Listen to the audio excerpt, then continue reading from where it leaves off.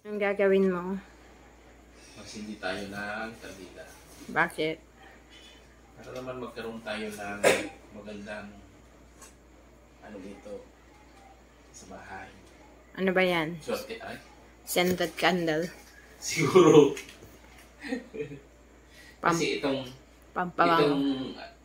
pampaswerte natin, tingnan mo oh. Tingnan mo meron siyang CR o daming barya dyan o naman.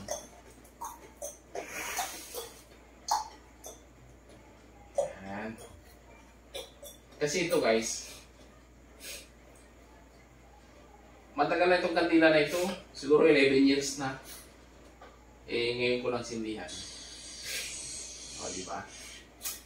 Para good vibes naman. Kasi berber na. Ayun pa oh. Mas mabango yun. Ay, ito. Oo yan yung mga scented candle. Ay, ito mga to. Yan, oh. Matagal na rin ito. Pero wag na, display ko lang guys, yan. oh. Antique na kandila ito. Siguro mga 30 years na siguro ito. Tagal na ito. Talaga pa si Mrs. noon. Okay?